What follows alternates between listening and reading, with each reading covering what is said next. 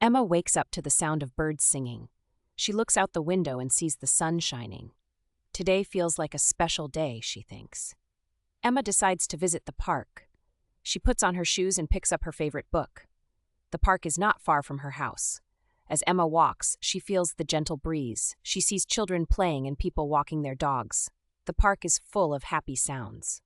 Emma smiles and finds a nice spot under a big tree. She sits down and opens her book.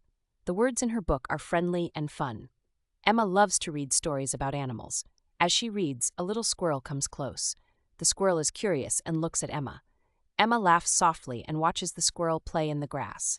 After some time, Emma hears a voice. It is a boy. "Hello," he says. "My name is Jack. What are you reading?" Emma shows him her book. "I love animals too," Jack says with a big smile. They talk about their favorite animals.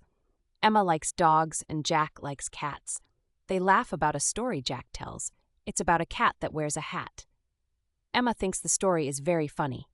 Emma and Jack decide to play a game. They play catch with a small ball. Running and laughing, they feel happy. A few other children join them. They all play together, making new friends. Time goes by quickly.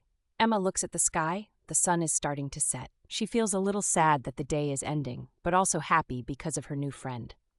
Emma and Jack say goodbye. "Let's meet here again tomorrow," Jack says. Emma agrees.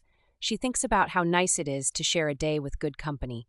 Emma walks home with a smile. The park was fun, and she enjoyed every moment. She learned that simple days can be the best days.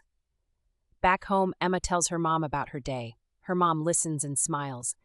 Emma feels a warm feeling in her heart. Today was a good day, and she looks forward to another one tomorrow.